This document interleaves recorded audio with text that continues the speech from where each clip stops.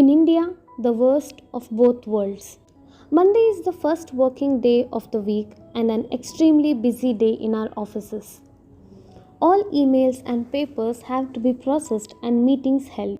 Long list of appointments inevitably fill up our diaries. In between appointments, unexpected callers invariably turn up. Secretaries sweat it out on Monday mornings. But we have to get past Monday to reach Sunday again. I recall one such Monday. I was engrossed in checking and replying to my email when my secretary told me that there were two visitors who had come to meet me without an appointment. I asked her, "What is special about these visitors that you are letting them in without an appointment?" "I have great confidence in my staff and their ways of screening visitors," she replied in a low tone. "Madam, one is very old man who looks very pale and the other is the middle-aged person.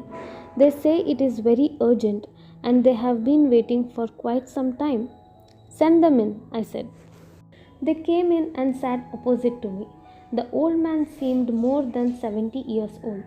He was looking weak, tired and worried. He carried a worn-out bag. He was in a pitiable condition. With him was a middle-aged man who also looked somewhat worried. I came to the point immediately. "Tell me, what is the matter?" The old man did not talk but just looked at the younger man. The middle-aged man said, "Madam, I saw this old man sitting near a bus stop. It seems he does not have anybody. He wants some shelter. Unfortunately, he does not have any money." This middle-aged man wanted to go on with all kinds of explanation.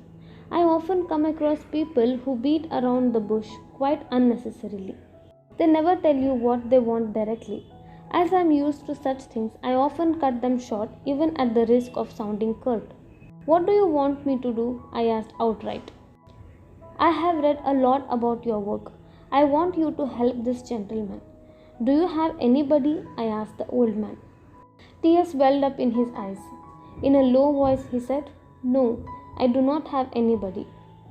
"What about your family?" "No, I do not have anybody." "Where were you working before?" I asked many questions and he gave reasonably satisfactory replies. I felt bad for the old man. He had no money and nobody to give him a helping hand. It was a sad case. I thought of an old age home with which we had regular contact. I called this home and told them that I was sending an old man there and that he should be kept there until we decide what we could do for him. The middle-aged man said, "Do not worry, I will go with him and leave him there. From there, I will go to my office." Then they left my office. Soon I got lost in my world of work, visitors, vouchers, budgets, and so on. Not that I forgot the old man's case. Once in a while, I would call the old age home and inquire about him. They would tell me that he was fine. I never had time to think more about him. I used to send money every month to the old age home. One day, I got a call from the caretaker of the home saying that the old man was very sick and that they had admitted him to a hospital. Could I come in the evening? I went to see the old man at the hospital that evening. He was really unwell. The doctors felt his condition was critical and that he did not have long to live. I thought there might be somebody he wished to see at the time like this. Maybe not his own children, but perhaps a nephew, a sister, or a brother, at least a friend. Was there anybody we could inform? I asked him, "Do you want to see anybody? We will call whomever you want. Do you have anybody's phone number?" With a trembling hand, he wrote down a number and gave it to me.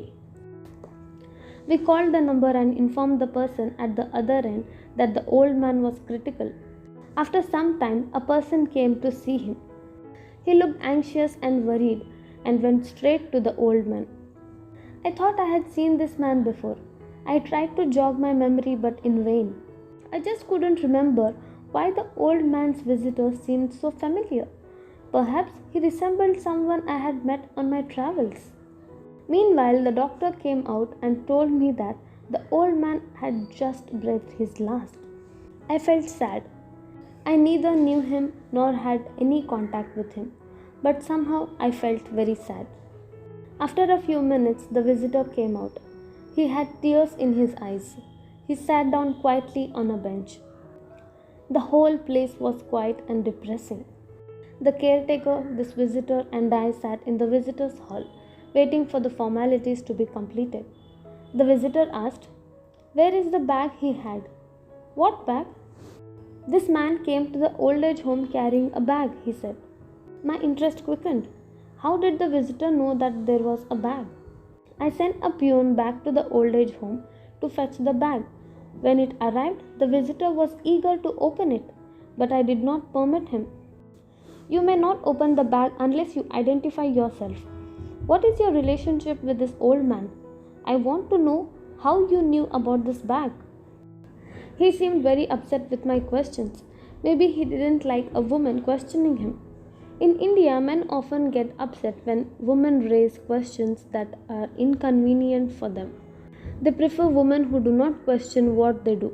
Fortunately, this trend is disappearing slowly. "It was I who accompanied him and left him at this home," said the man. "Who are you?" I was curious. "I am his son." You can imagine how shocked I was. Now I remembered he was the middle-aged man who had come to our office that Monday morning claiming that he had found the old man sitting near a bus stop. I was very upset. "Why did you lie to me?" Of course, he had a story to tell.